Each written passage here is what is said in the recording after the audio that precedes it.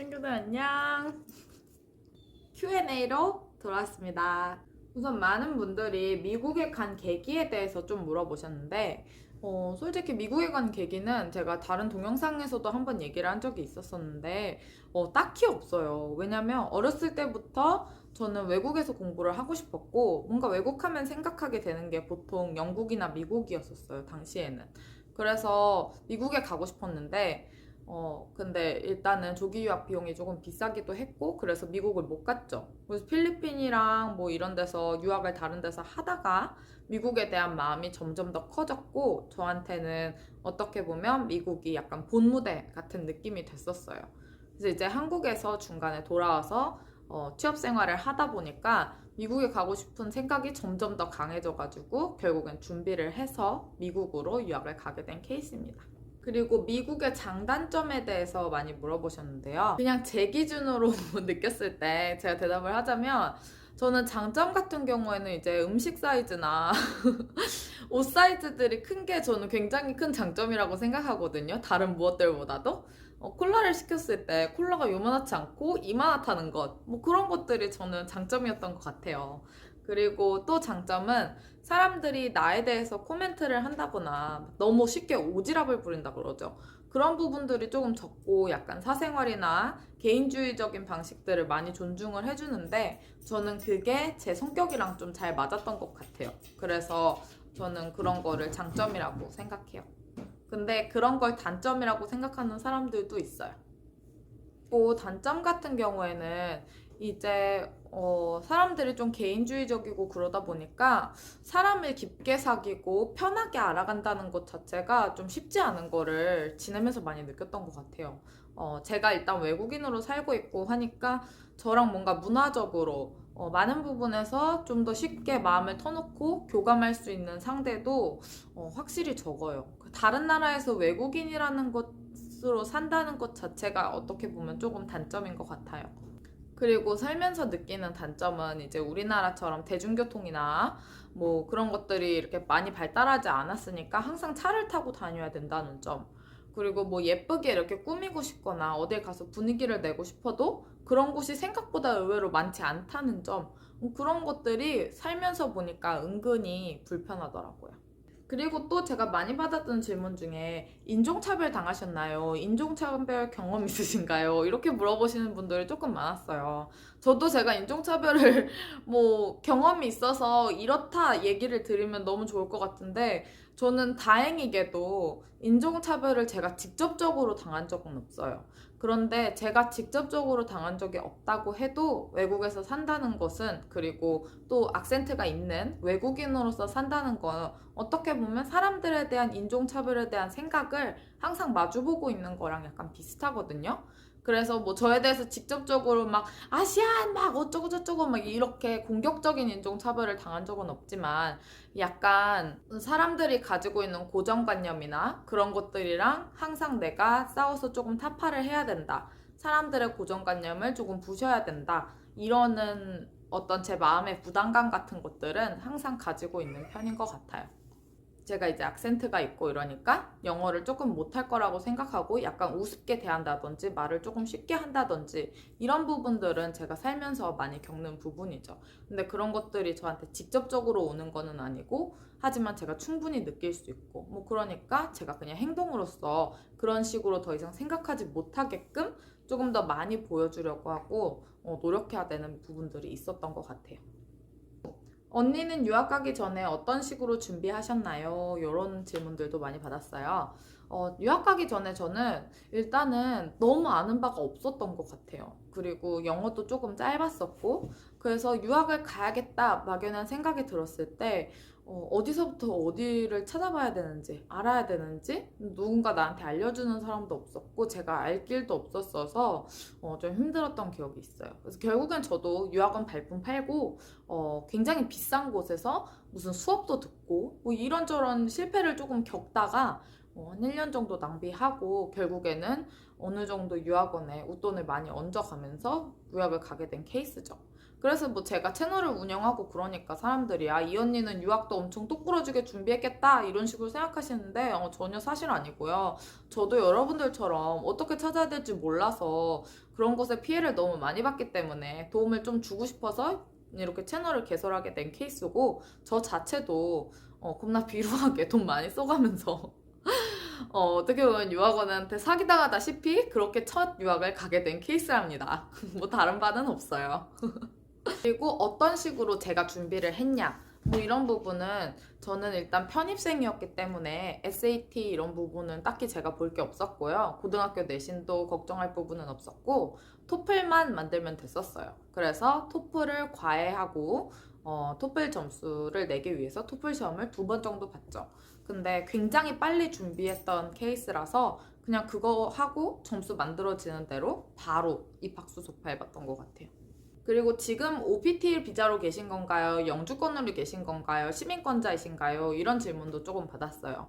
저는 일단은 영주권자이고요. 지금 남편이 미국 시민권자라 결혼해서 제가 영주권을 따게 된 케이스예요. 그 전까지는 국제학생이었습니다. 미국에서 살면서 제일 힘들었던 적이 언제인가요? 솔직히 가장 힘들었었을 때는 딱 2가지로 나눠져 있을 것 같은데 저는 제가 이제 학교에서 생활하면서 막 영어를 잘 못하고 이럴 때가 제일 힘든 줄 알았어요. 근데 돌이켜서 생각을 해보니까 제일 힘들었던 때는 이제 대학교 졸업하기 직전 그리고 졸업 후였던 것 같아요. 왜냐면 졸업하기 직전에는 이제 한 치 앞도 모르는 그런 것들 때문에 당장 일을 구하지도 못했고 졸업은 다가오고 그런데 내가 준비해야 될 것들이 완벽히 준비되어 있는 상황이 아니고 그러면서도 계속 직업을 또 찾아봐야 되고 이랬던 압박감이 굉장히 심해서 스트레스를 많이 받았던 것 같고요. 그리고 일단은 부모님을 또 못 보고 기대에 부응해야 된다 이런 제 스스로의 어떤 강박도 있었기 때문에 그런 것들이 좀 많이 독이 됐던 것 같아요. 그리고 나서 제일 힘들었었을 때는 이제 결혼하고 나서 제가 OPT가 거절이 됐었어요. 그래서 그 거절이 돼서 직업을 찾질 못하고 대학을 졸업하자마자 직업을 찾질 못하고 계속 백수로 거의 1년가량 힘든 시간을 보냈는데 그때가 아마 가장 힘들지 않았을까 싶어요. 왜 힘들었었냐면 뭐 띵가띵가 노니까 겉으로는 좋아 보였을 수도 있겠지만 많은 사람들한테 근데 제 스스로는 이제 대학교를 열심히 존버를 했고 나이도 나이였고 제가 꿈꿨던 많은 것들이 있었는데 제 선택이 아니고 뭔가 서류가 안 됐고 막 그래서 그런 것들 때문에 내가 하고 싶었던 것, 내가 기대했던 것들이 하나도 이루어지지 않고 1년이란 시간을 보내야 되니까 그냥 기다리기만 하는 거라 진짜 좀 미쳐버릴 것 같았었어요. 그래서 아마 그때가 가장 힘들지 않았을까. 한국에 돌아가고 싶은데도 또 한국에 돌아가면 영주권 프로세스가 너무 늦어진다 그러고 뭐 그러니까는 그냥 계속 버티면서 곧 잘 해결이 될 거야 해결될 거야 하지만 어떻게 될지 모르는 그런 불확실성이랑 그리고 저 자신한테 느껴지는 그런 실망감 그런 것들 때문에 그때가 미국에 살면서 가장 힘들었던 적이 아닐까 싶어요. 또 이제 막 결혼을 하고 나서라 이제 남편이랑도 연애할 때랑 제가 결혼할 때랑 살면서 이렇게 지냈을 때 서로 다른 점이나 이런 것들을 많이 맞춰 나가야 되잖아요. 근데 이제 결혼을 하면서 그 사람에 대해서 조금 더 알면서 마냥 좋지만은 않다는 거를 그때 많이 깨달았죠. 그래서 결혼하면서도 심적으로도 조금 서로 맞춰 나가면서 힘든 부분들이 있었었고 여러 가지가 합쳐져서 그때가 제일 힘들었었던 것 같아요.